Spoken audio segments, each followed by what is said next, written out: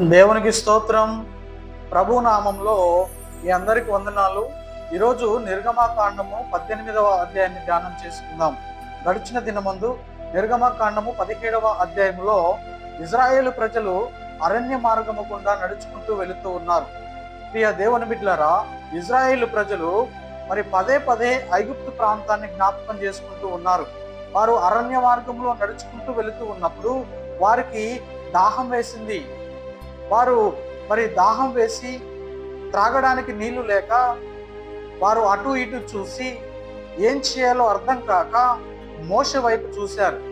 మోషే వైపు చూసి వారి యొక్క ఆ దాహాన్ని తీర్చమని మోషేని అడుగుతూ ఉన్నారు. మోషేని పిలిచి, మోషే, త్రాగడానికి మాకు నీళ్లు లేవు, మేము ఐగుప్తు ప్రాంతంలోనే ఉంటే ఎంత బాగుండు, ఫరో రాజు కింద మేము ఆ యొక్క పనులు చేసుకుంటూ అక్కడే ఉంటే బ్రతికి ఉండేవారమేమో, ఇక్కడ నీళ్లు లేక ఈ అరణ్యంలో మేము నీళ్లు లేక మగ్గిపోతా ఉన్నాం, త్రాగడానికి ఒక బొట్టైనా నీళ్లు లేవు, మేము ఎలా బ్రతికేది, మేము ఎలా బయటపడేది, మోషే మేము తాగడానికి నీళ్లు లేక అలమటిస్తూ ఉన్నాము, మా దాహము తీర్చేవారెవరు అని మోషేతో మాట్లాడుకుంటూ మోషేని చూసి సనుగుకుంటూ కొనుక్కుంటూ ఉన్నారు. మోషేని చూసి అసహించుకుంటూ ఉన్నారు.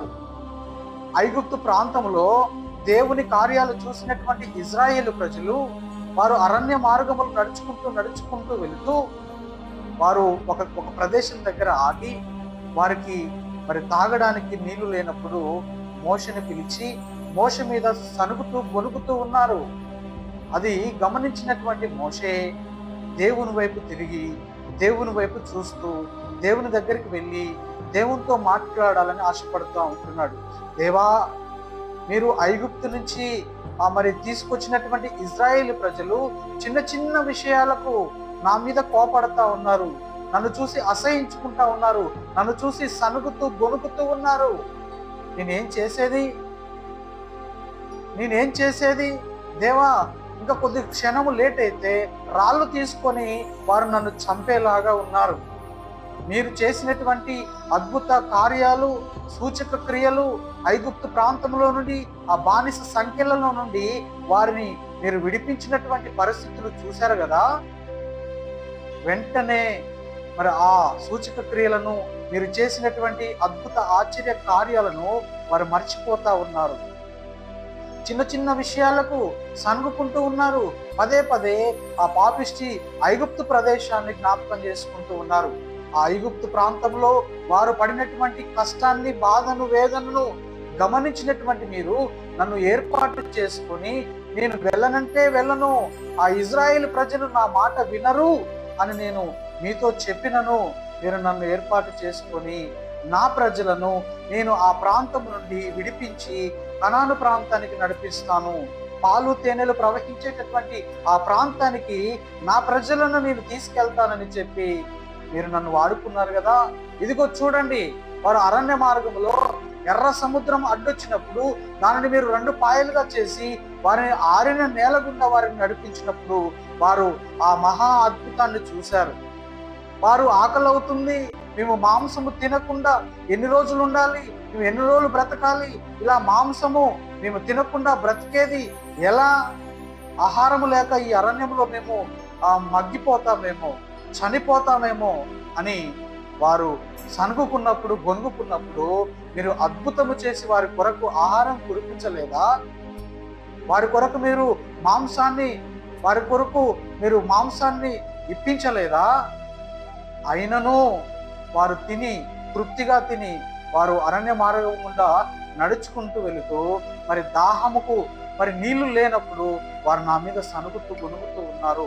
దేవా, మీరు ఏదైనా చేయండి అని చెప్పి మోషే దేవుని ఎదుట విజ్ఞాపన చేసినప్పుడు దేవుడు మోషేని ఏర్పాటు చేసుకొని హోరేబు అనేటటువంటి ప్రదేశానికి వెళ్ళు, అక్కడ ఒక బండ కనిపిస్తుంది, ఆ బండకు ఎదురుగా నేను నిలుచుంటాను, నీవు నీ చేతిలో ఉన్నటువంటి ఆ కర్రను తీసుకుని ఆ బండను కొట్టు, దాని నుండి నీళ్ళు వస్తాయి, ఆ నీళ్లు వారు తృప్తిగా త్రాగి వారు అరణ్య మార్గం గుండా వెళతారని దేవుడు చెప్పినప్పుడు వెంటనే మోషే కర్ర తీసుకుని కోరేటు దగ్గరికి వెళ్ళి ఆ బండను కొట్టినప్పుడు ప్రియ దేవుని బిడ్డలారా, అద్భుతంగా ఆ బండ మధ్యలో నుంచి వారు త్రాగడానికి కావలసినటువంటి చక్కని నీరు దేవుడు వారి కొరకు ఏర్పాటు చేశాడు. దేవుని నామానికి మహిమ కలుగును గాక. వారు సనిగినప్పుడల్లా దేవుడు అద్భుతాలు చేస్తూ వచ్చారు. వారు గొనిగినప్పుడల్లా దేవుడు వారి కొరకు మహా అద్భుతమైనటువంటి కార్యాలు చేస్తూ వారిని మరి ఆ ప్రాంతము గుండా వారిని నడిపిస్తూ ఉంటున్నాడు. ప్రియ దేవుని బిడ్డలారా, వారు ఐగుప్తులో మగ్గిపోవాల్సినటువంటి వారు, ఐగుప్తులో వారి ప్రాణాలను కోల్పోవాల్సినటువంటి వారు, దేవుడు వారిని ప్రేమించి ఐగుప్తు రాజు ఎదుట నుండి వారిని బయటికి తీసుకొచ్చి వారిని మరి వారికి ఇష్టమైనటువంటి కనాను దేశాన్ని మరి దేవుడు చూపించాలని ఆశపడుతుంటే వీరు మార్గ మధ్యలో నడుచుకుంటూ అనేక మార్లు మోషను అలాగే మరి సృష్టికర్త అయినటువంటి దేవుణ్ణి నిందిస్తూ దూషిస్తూ దేవుణ్ణి అవమానపరుస్తూ ఆయన కట్టడలను శాసనాలను ఆయన మరి కట్టడములను వారు మరిచి ఇష్టానుసారమైనటువంటి జీవితాన్ని వారు జీవిస్తూ ముందుకెళ్తా ఉంటున్నారు. దేవుని బిడ్డలారా, ఇశ్రాయేలు ప్రజలకు దాహం వేసినప్పుడు దేవుడు బండను కొట్టి నీళ్లు రప్పించాడు. అలా వారు మరి 17వ అధ్యాయంలో వారు తృప్తిగా నీరు తాగి బయలుదేరినప్పుడు దేవుడు అమాలేకీయులను వారి మీదికి లేపాడు. అమాలేకీయులను ఇజ్రాయేలు ప్రజల మీదికి లేపినప్పుడు వారు వచ్చి ఇజ్రాయేలు ప్రజలతో యుద్ధం చేస్తూ ఉన్నారు. ఇజ్రాయేలు ప్రజలను చెదరగొట్టాలని, వారిని కొల్లగొట్టాలని, చంపాలని అమాలేకీయులు వచ్చి ఇజ్రాయేలు ప్రజలతో యుద్ధం చేయాలని ప్రారంభిస్తూ ఉంటున్నారు. అలా గమనించినటువంటి మోషే యెహోషువను ఏర్పాటు చేసుకుని యెహోషువను ముందుగా పంపించి, నేను వస్తాను, నేను వెనక నుండి వస్తాను, నేను దేవునికి ప్రార్థన చేసి వస్తాను, నీవు మొదటగా వెళ్ళి ఇజ్రాయేలు ప్రజల పక్షాన నీవు యుద్ధం చేయి అని యెహోషువతో మోషే చెప్పినప్పుడు మోషే వెంటనే దేవుని దగ్గరికి వెళ్ళి ప్రార్థన చేసి యెహోషువను మరి ఇజ్రాయేలు ప్రజల పక్షాన అమాలేకీయుల మీదికి పంపించాడు. ప్రియ దేవుని బిడ్డలారా, అలాగే మోషే వెళ్ళినప్పుడు దేవుడు అద్భుత రీతిగా మరి అమాలేకీయుల నుండి ఇజ్రాయేలు ప్రజలను మరి కాపాడాడు. వారి పక్షాన యుద్ధం చేశాడు. మోషే 2 చేతులు పైకి ఎత్తినప్పుడు ఇజ్రాయేలు ప్రజలు గెలుస్తూ ఉన్నారు. మోషే చేతులు మరి కిందికి వచ్చినప్పుడు అమాలేకీయులు గెలుస్తూ ఉన్నారు. ఆ రీతిగా మరి యెహోషువ వారి పక్షాన యుద్ధం చేసి మరి ఎట్టకేలకు దేవుడు వారి పక్షమున నిలబడి వారిని మరి కాపాడాడు. ప్రియ దేవుని బిడ్డారా, అమాలేకీయులందరూ కూడా కుప్పగూలిపోయారు. అమాలేకీయులందరూ కుప్పగూలిపోయి మరి ఇజ్రాయేలు ప్రజలు మరి దేవునికి స్తోత్రాలు చెబుతూ ముందుకు నడుస్తూ ఉంటున్నారు. ప్రియ దేవుని బిడ్డలారా, మరి 18వ అధ్యాయంలో మనం జ్ఞాపకం చేసుకుంటే ఐగుప్తు దేశములో నుండి ఇజ్రాయేలు ప్రజలను మోషే విడిపించి కనాను ప్రాంతానికి తీసుకెళ్తున్నాడు అనేటటువంటి విషయాన్ని మరి మోషే మామ అయినటువంటి మరి యాజకుడైనటువంటి మరి యిత్రోకు తెలవబడింది. మోషే ఐగుప్తు ప్రాంతంలో ఉన్నటువంటి ఇజ్రాయేలు ప్రజలందరినీ తోడుకొని అరణ్య మార్గము గుండా మరి కనాను ప్రాంతానికి వెళుతున్నాడు అనేటటువంటి విషయము మోషే మామకు తెలుపబడింది. మోషే మామ తన కూతురిని తన మనవలను తీసుకుని మోషే దగ్గరికి వెళ్ళాలని ఆశపడతా ఉంటున్నాడు. ప్రియ దేవుని బిడ్డలారా, యిత్రో తన భార్య అయినటువంటి సిపోరాను తనకు కలిగినటువంటి మరి 2 కుమారులను తీసుకెళ్లి మరి మోషకు అప్పగించాలని మరి యిత్రో ఆలోచన చేస్తూ ఉన్నాడు. అలాగూ యిత్రో వారిని తీసుకుని మోషే దగ్గరికి ప్రయాణమై వెళ్ళిపోతూ ఉన్నప్పుడు అరణ్య మార్గము గుండా వారు వెళుతూ ఉన్నప్పుడు మరి ఆ మోషని కలుసుకోవడానికి దగ్గరగా వస్తూ ఉన్నప్పుడు మరి మోషకు తెలియబడింది. తన మామ వస్తున్నాడనేటటువంటి సంగతి మోషే తెలుసుకొని తనకు ఎదురుగా వెళుతూ ఉన్నాడు. తనకెదురుగా వెళ్ళి మోషే యిత్రోని కలుసుకున్నాడు. తన మామని కలుసుకుని కౌగిలించుకొని ముద్దు పెట్టుకొని తనకు కలిగినటువంటి మరి సంతానం అనగా యిత్రో కుమార్తెను సిపోరాను మరి ముద్దు పెట్టుకొని తన కుమారులను ముద్దు పెట్టుకొని మోషే, దేవుడు నేను ఒంటరిగా ఉండటము మరి ఇష్టం లేదని చెప్పి నాకు దేవుడు సంతానాన్ని ఇచ్చాడు. అన్య దేశంలో నేను కాపురం ఉన్నానని చెప్పి దేవుడు మరి నన్ను గమనించి నా ప్రార్థనను విని, నా పితరుల ప్రార్థనను విని నాకు ఒక కుమారుణ్ణి అనుగ్రహించాడు. అతని పేరు గెర్షోము అని నామకరణం చేశాడు. ప్రియ దేవుని బిడ్డలారా, రెండవ కుమారుని పేరు ఎలియేజర్ అని నామకరణం చేశాడు. వీరిద్దరిని కూడా మరి తన మామ అయినటువంటి ఇత్రో తీసుకొని మోషే దగ్గరికి వచ్చి మోషేకు అప్పగించాడు. ప్రియ దేవుని బిడ్డలారా, ఐగుప్తు ప్రాంతం నుండి ఇజ్రాయేలు ప్రజలను విడిపించినందుకు ఇత్రో కూడా సంతోషిస్తూ ఉన్నాడు. నీవు పూజిస్తున్నటువంటి దేవుడు నీ వెంటే ఉండి నిన్ను ఈ భయంకరమైనటువంటి పరిస్థితుల గుండా విడిపించి, అంత మాత్రమే కాదు ఇజ్రాయేల్ ప్రజలను కూడా విడిపించడానికి నీ ద్వారా దేవుడు అద్భుతాలు చేశాడని ఇత్రో నమ్మి ఎంతో సంతోషిస్తూ ఉన్నాడు. నీ దేవుని గురించి నేను తెలుసుకున్నాను మోషే, నాకు బహుగా ఆనందం కలుగుతుంది. నీ దేవుడు నీ ఇజ్రాయేలు ప్రజలను నిన్ను కాపాడుతూ వచ్చాడు. అందు నిమిత్తము నీ దేవునికి నేను బలులు అర్పిస్తాను, నీ దేవునికి నేను బలులు అర్పిస్తానని చెప్పి ఇత్రో ఆలోచన చేసి బలులు అర్పించాడు. ప్రియ దేవుని బిడ్డలారా, ఆ దినమందు ఇత్రో అర్పించినటువంటి బలులను బట్టి దేవుడు సంతోషించాడు. వారు తృప్తిగా కలిసి భోజనం చేశారు. తృప్తిగా కలిసి భోజనం చేసి వారు ప్రయాణమై వెళ్ళిపోతూ ఉన్నప్పుడు మరి మోషే మామ అయినటువంటి ఇత్రోకి ఒక ఆలోచన వచ్చింది. నీవు మరి ఇజ్రాయేలు ప్రజలను ఎలా ఏగుతూ ఉన్నావు, వారిని ఎలా భరిస్తూ ఉన్నావు, ఇంత జనాంగాన్ని నీవు ఎలా సహిస్తూ ఉన్నావు, నీవు నిలబడి వారికి మరి హితబోధ చేస్తూ ఉన్నావు, వారు నిలబడి ఉన్నారు, నీవు మాత్రము కూర్చొని వారికి మరి న్యాయము తీరుస్తూ ఉన్నావు. ఇది ఎంత మాత్రము కరెక్ట్ కాదు.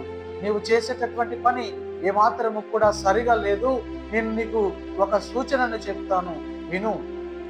నీవు మరి 1000 మందికి ఒక వ్యక్తిని, అనగా 100 మందికి ఒక వ్యక్తిని, 50 మందికి ఒక వ్యక్తిని, 10 మందికి ఒక వ్యక్తిని, ఇజ్రాయేలు ప్రజలలో జ్ఞానవంతుడను భయభక్తులు కలిగినటువంటి వారిని, అలాగే దేవునికి ఇష్టమైనటువంటి వారిని కొంతమందిని ఏర్పాటు చేసుకొని 1000 మందికి చొప్పున ఒక వ్యక్తిని ఒక న్యాయాధిపతిగా నియమించు. 100 మందికి ఒక వ్యక్తిని నియమించు, అలాగే 50 మందికి ఒక వ్యక్తిగా నియమించు, 10 మందికి ఒక వ్యక్తిగా నీవు ఒక వ్యక్తిని నియమించు అని చెప్పి మోషేతో ఇత్రో చెప్తా ఉంటున్నాడు. నీకు మరి వారికి న్యాయం తీర్చడానికి చాలా సులభతరమైపోతా ఉంది. వారి యొక్క వాద్యములను, వారి యొక్క సమస్యలను నీ దగ్గరికి తీసుకుని వచ్చినప్పుడు నీవు వారిని సులభముగా వారికి నీవు సహాయం చేయవచ్చు అని మోషే మామ అయినటువంటి ఇత్రో మరి ఒక సూచక మరి క్రియను మోషేకు తెలియజేశాడు. దేవుని బిడ్డలారా, దేవుడు ఇశ్రాయేలు ప్రజలను ఐగుప్తు ప్రాంతంలో నుండి విడిపించి అరణ్య మార్గము గుండా నడిపిస్తూ ఉన్నప్పుడు ఇత్రో మోషేను కలుసుకొని తన భార్యను పిల్లలను తీసుకుని మోషేకు అప్పగించాడు. మోషేకు అప్పగించినప్పుడు మోషే సంతోషిస్తూ, నా పితరుల దేవుడు నాకు తోడై ఉన్నాడు, నేను పూజిస్తున్నటువంటి దేవుడు ఐగుప్తు ఫరో మరి ఎదుట చావకుండునట్లుగా నన్ను బ్రతికించి ఇజ్రాయేల్ ప్రజలతో పాటు కూడా నన్ను దేవుడు కాపాడుకుంటూ వస్తా ఉన్నానని చెప్పి మరి మార్గ మధ్యలో జరిగినటువంటి విషయాలన్నీ కూడా తన మామ అయినటువంటి ఇత్రోకు తెలియచేస్తూ, ఈ విధంగా వారు మరి నన్ను చాలా బాధలకు గురి చేశారు. ఇశ్రాయేలు ప్రజలు పదే పదే నన్ను మరి శోధనలకు గురి చేస్తూ నా మీద సనుకుతూ గునుకుతూ మరి దేవునికి భయపడకుండా వారు ఏమాత్రము కూడా చిన్న చిన్న సమస్యలకు వారు మరి నా మీద సనుగుతూ ముందుకెళ్తా ఉన్నారని, ఆ మార్గ మధ్యలో జరిగినటువంటి విషయాలు, అలాగే ఐగుప్తు ప్రాంతంలో దేవుడు వారిని విడిపించినటువంటి మరి ఆ విషయాలన్నీ కూడా తన మామ అయినటువంటి ఇత్రోకు తెలియజేస్తూ వచ్చాడు. అలాగూ ప్రియ దేవుని బిడ్డలారా, మోషే కూర్చొని ఇజ్రాయేలు ప్రజల పక్షాన నిలబడి వారి సమస్యలను, వారి యొక్క బాధలను, వారి కలిగినటువంటి వేదనలను అన్నీ కూడా మోషే తీరుస్తూ వస్తూ ఉన్నప్పుడు మరి తన మామ అయినటువంటి ఇత్రోకు ఒక ఆలోచన తట్టింది. ఇంతమందిని నీవు ఎలా భరిస్తూ వస్తున్నావు మోషే? నీవు ఈ ఇజ్రాయేల్ జనాంగాన్ని ఎలా సహిస్తూ వస్తా ఉంటున్నావు? ఇంతమందిని నీవు ఎలా పోషిస్తూ వస్తా ఉంటున్నావు? ఇది ఏమాత్రము కూడా కరెక్ట్గా లేదు. నేను ఒక సూచక క్రియను నీకు తెలియచేస్తాను, ఆ ప్రకారంగా నీవు నడువు, నీ మనసుకు నచ్చితే ఆ ప్రకారంగా చెయ్యి అని మోషే మామ తనకు కొన్ని విషయాలు చెప్పుకుంటూ వచ్చాడు. తను ఇంతమంది జనాంగాన్ని మెయింటైన్ చేస్తూ వస్తున్నాడు కదా, నీ ఒక్కడవే ఈ భారాన్ని ఎందుకు మోస్తున్నావు? ఇంతమంది జనాంగంలో వారు పడుతున్నటువంటి ఆ పరిస్థితులు, వారు సహిస్తున్నటువంటి బాధలు, వేదనలు, వారు నీ మీద పడుతున్నటువంటి ఆ సనుగుళ్ళు, గొనుగుళ్ళు నీ ఒక్కడివే ఎందుకు భరిస్తున్నావు? వారి మీద ఒక్కొక్క వ్యక్తిని పెట్టు. 1000 మంది ఉంటే 1000 మంది మీద ఒక నైపుణ్యము కలిగినటువంటి ఒక వ్యక్తిని పెట్టు. 100 మంది మీద ఒక వ్యక్తిని పెట్టు. అనుభవజ్ఞులైనటువంటి, దేవుడంటే భయం కలిగినటువంటి, మరి దేవుడంటే స్వబుద్ధి కలిగినటువంటి ఆ వ్యక్తులను నీవు ఏర్పాటు చేసి 1000 మందికి ఒకరిని, 100 మందికి ఒకరిని, 50 మందికి ఒకరిని, 10 మందికి ఒకరిని చొప్పున వారిని నియమించు మోషే. అప్పుడు నీ యొక్క భారము తగ్గిపోతుంది. వారు నీ మీద మరి సనగాల్సినటువంటి ఆ సనుగుళ్ళు, గొనుగుళ్ళు కొంతవరకైనా తగ్గుతాయి. మోషే, నేను చెప్పిన మాట విని ఈ విధంగా చేయని తన మామ చెప్పినప్పుడు, ప్రియ దేవుని బిడ్డలారా, తన మామ చెప్పినటువంటి ఆ విషయాలు మోషకు నచ్చాయి. వారు మరి కలిగినటువంటి ఆ యొక్క సమస్యలను, వారు కలిగినటువంటి ప్రతి వ్యాజ్యమును, పెద్ద సమస్యను నీ దగ్గరకు తీసుకొస్తారు. చిన్న చిన్న సమస్యలు వారే పరిష్కరించుకుంటారు. నీకు కొంచెం భారం తగ్గుతుంది మోషే అని మామ తనకు తెలియచేసినప్పుడు మోషే యొక్క మరి హృదయము తన మామ చెప్పినటువంటి మాటలకు ఇష్టపడ్డాడు.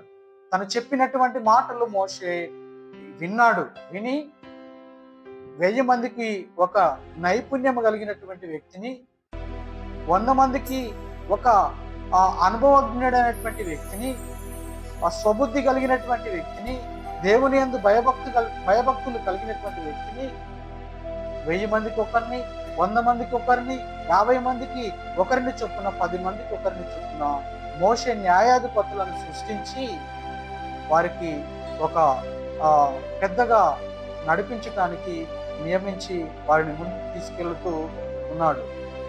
ఇక దేవుని బిడ్డలారా, మరి యొక్క అధ్యాయంలో దేవుడు ఇజ్రాయేలు ప్రజల పట్ల చేసినటువంటి అద్భుతమైనటువంటి కార్యాలను మనం జ్ఞాపకం చేసుకుంటే, అనేక మార్లు వారు అనేక శోధనల గుండా వెళుతూ ఫరోలాగా వారి హృదయాలను కఠినపరుచుకుంటూ, ఫరో హృదయం ఏ విధంగా పదే పదే కఠినమై దేవునికి వ్యతిరేకంగా మారిందో వారి హృదయాలు కూడా ఆ విధంగా మార్చుకుంటూ వారి యొక్క ప్రయాణాన్ని కొనసాగిస్తూ ఉన్నారు.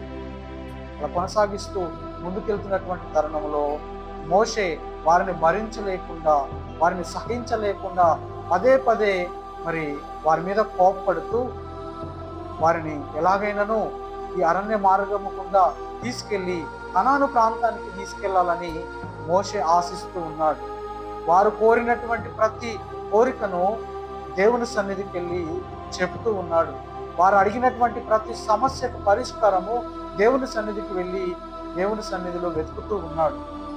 వారు ఏదైతే కోరుకుంటున్నారో, వారికి కావలసినది వారి పొందుకోవాలని చూస్తూ ఉన్నారో ప్రతిది కూడా దేవుని సన్నిధికి వెళ్ళి వారి పక్షాన దేవుణ్ణి అడిగి మరి మోషే వారి అవసరతలను తీర్చేటటువంటి వ్యక్తిగా ఉన్నాడు.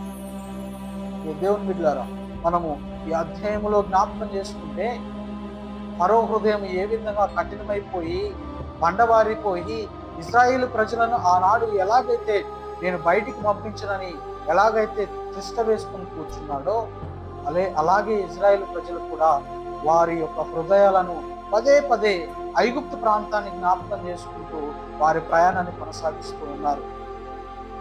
ఇది ఇలాగుండగా మోషే మామకు మోషే ఐగుప్తులో ఉన్నటువంటి ఇజ్రాయేలు ప్రజలను తోడుకొని విడిపించుకొని మరి అరణ్యము గుండా వెళుతున్నాడు అనేటటువంటి విషయాన్ని తెలుసుకొని ఎట్టకేలకు మోషేను కలుసుకొని తన భార్యను పిల్లలని తనకు అప్పగించి మోషకు ఒక సూచనను చేసి న్యాయాధిపతులను నియమించమని చెప్పి ఒక సలహా ఇచ్చి మరి ఇత్రో తిరిగి ప్రయాణమై తన ప్రయాణాన్ని కొనసాగించినట్లుగా ఈ లేఖన భాగంలో మనం గమనించవచ్చు. దేవుడు చేసినటువంటి ఈ యొక్క మంచి ఆలోచనను బట్టి మోషే సంతోషిస్తూ ఉన్నాడు.